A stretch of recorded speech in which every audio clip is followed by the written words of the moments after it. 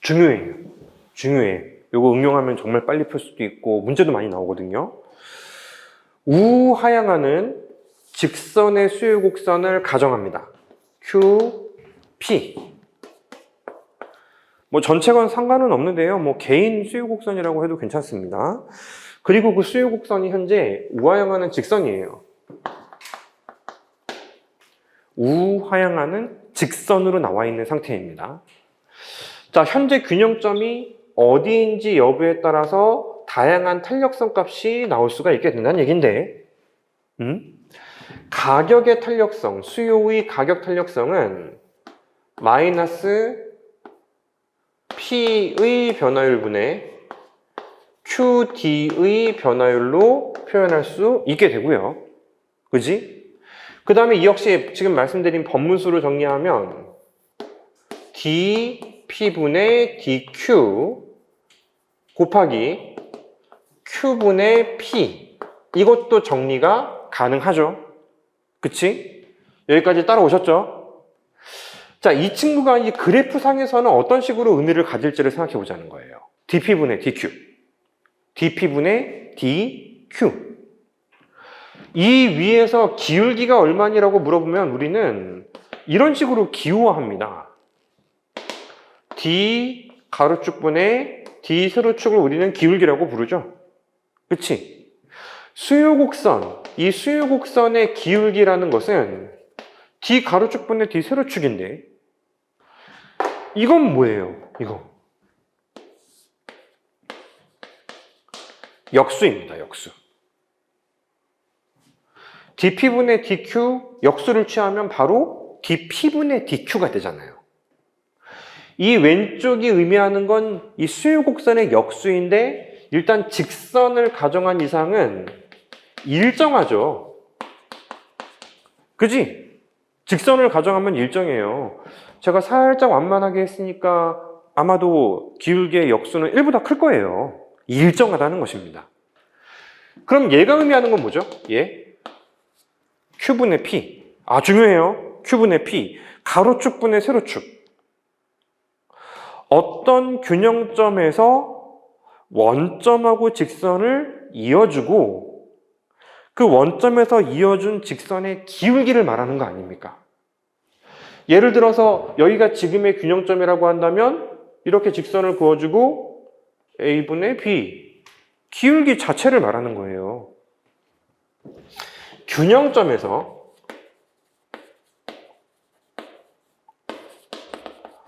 원점으로부터의 기울기. 균형점. 어딘진 몰라요. 여기저기 다 찾아볼 거거든. 균형점에서 원점으로부터의 기울기를 우리는 Q분의 P라고 합니다. 그럼 우리가 여기서 이제 여러분들의 센스를 좀 측정을 해보자고. 균형점마다 탄력성이 모두 달라요. 모조리 달라요. 같을 수가 없어. 왜? 기울기는 다 똑같은데 Q분의 P, 원점에서 뻗는 직선의 기울기는 모조리 다 다르기 때문인 것입니다. 두 번째, 센스를 묻죠. 여기가 더 탄력성이 크겠어? 여기가 더 탄력성이 크겠어? 위쪽이 크지? 이건 똑같은데 Q분의 P, 즉 이 원점에서 뻗는 기울기는 여기 세로축에 접근할수록 더 커진단 말이에요. 그러면 이제 세 번째가 중요합니다. 중점이에요, 중점. 원점에서 쭉 직선을 그어요. 이거 Q분의 P. 이 중점에서는 그래프의 중점입니다. 여기하고 똑같아. 이 중점에서는 dQ분의 dP하고 Q분의 P하고 중점은 같아요. 그치? 아니 그래프가 뭐 납작하건 가파르건 상관없습니다. 납작해도 중점에서는 둘의 기울기 절대값이 똑같고 그래프가 수요곡선이 조금 가파르다 하더라도 중점이라고 한다면 기울기 절대값은 똑같지. 왜? 중점은 요놈하고 요놈하고 똑같으니까 요놈도 똑같을 거 아닙니까? 이해했어요? 그렇다면 중점에서는 이거랑 똑같으니 하나만 역수를 취하면 1이 나오는 거예요. 항상 무조건 1이 나오는 거라고. 그래프의 중점에서는 가격의 탄력성이 무조건 1이 나오는 거예요. 와닿죠? 아니, 그러니까 곱할 때 한 놈은 이 역수고요. 하나는 그냥 곱하잖아. 중점이라면 똑같은 숫자. 예를 들어 2분의 1이고 이것도 2분의 1이야. 2분의 1 역수를 취한 다음에 곱하면 1이 나올 거 아니겠습니까? 이해됐지? 그러면 중점보다 왼쪽 위가 지금의 균형이라고 한다면 이놈은 어차피 안 바뀌잖아. 안 바뀌는데 Q분의 P가 크죠. 이 위에서는 무조건 가격 탄력성이 적어도 1보다는 크다는 거예요. 가격 탄력성이 1보다 크다는 게 무슨 의미이다? 가격의 변화율분의 수요량의 변화율이 1보다 크다? 가격이 10% 오르면 수요량은 12%고 13%고 더 크게 바뀐다는 거, 떨어진다는 거예요. 그지? 그럼 여기는 어때요? 여기 중점의 오른쪽은 반드시 1보다는 작습니다. 이 중점이 핵심이에요. 이 중점을 찾는 것만으로도 우리가 많은 문제를 풀어요. 실제로 기출이 되고 있는. 우양하는 직선의 수요 곡선에서만 성립되는 내용이고, 우양하는 직선의 수요 곡선은 모든 점에서 dp분의 dq가 일정하기 때문에 q분의 p가 높으면 높을수록 가격 탄력성이 커지게 되는 것입니다. 여기는 어떨까? 여기는 가격의 탄력성이 무한대가 나올 수밖에 없어요. q분의 p가 무한대잖아. 그지? 여기 점점 떨어지다가 여기는 어떨까? 여기는 가격의 탄력성이 0인 것입니다.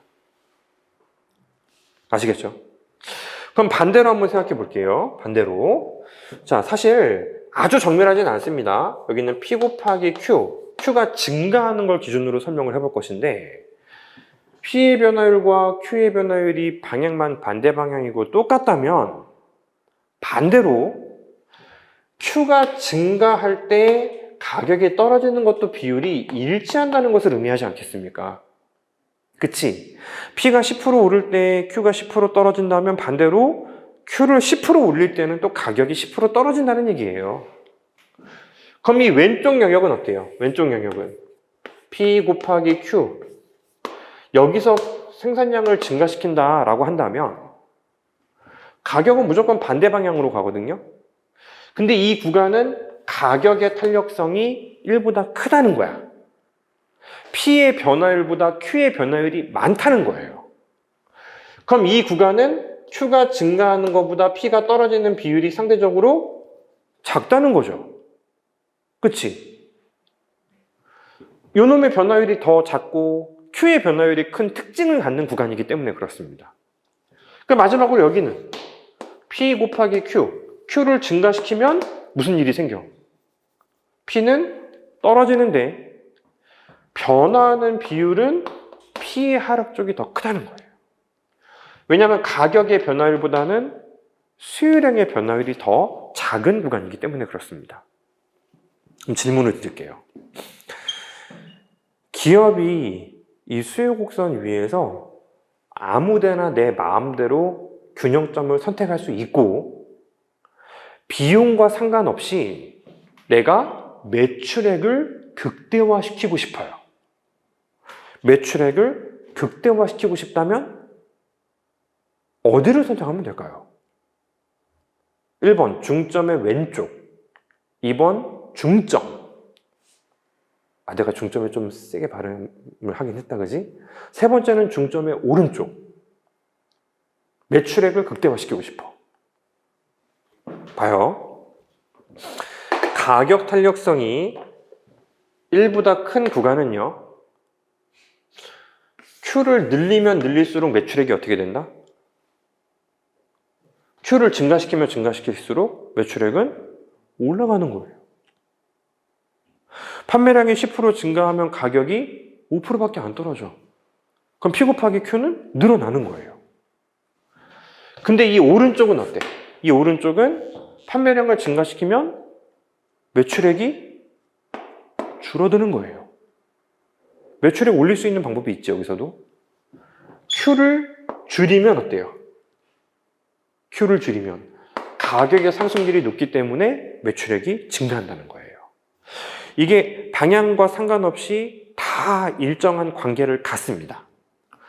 그럼 뭐야? 가격의 탄력성이 1인 구간의 왼쪽에서는 Q를 늘려야지 매출액이 커지고, 가격의 탄력성이 1보다 작은 구간에서는 오히려 Q를 줄여야지 가격의 상승률이 높으니까 매출액이 커진다면 정답은 2번이었네. 중점인 것입니다. 이 점이 매출액 기준으로는 정점을 찍어요. 그 밑에 그림 보이십니까? 세로축의 총수익, 매출액 기준으로는 그래프의 중점 있잖아요. 그래프의 중점. 가격 탄력성이 1인 지점이 매출액 기준으로는 가장 높게 매출을 만들 수 있는 중심이 되는 것입니다.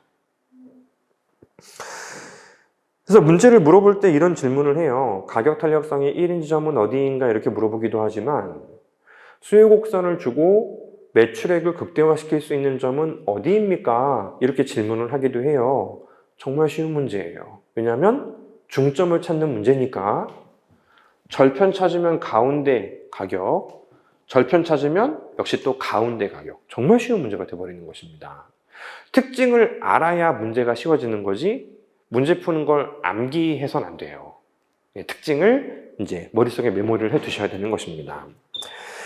직선의 수요 곡선이 사실 우리 시험에서 가장 많이 출제가 되고는 있지만 개념 문제로도 상당히 많이 출제가 이루어지고 있기 때문에 일단은 직선 쪽에 포커스를 맞춰서 우리가 일단 1차적으로 정리를 해 두시고, 그리고 좀 다양한 형태도 좀 포괄적으로 일반화시켜서 내용을 이야기해 볼 겁니다. 자, 주의점.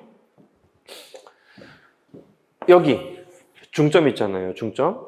예를 들어 그렇다는 거거든. 이게 10%를 감소시키면은 10%가 증가한다는 거잖아요. 그치? 사실 일정하진 않아, 이렇게 따지면. 왜냐면 여기 10% 감소시킨다는 것은 곱하기 0.9를 하라는 거고요. 이게 10% 이제 증가한다는 것은 곱하기 1.1을 하라는 거잖아. 그럼 곱하기 0.99예요. 조금 바뀌어요.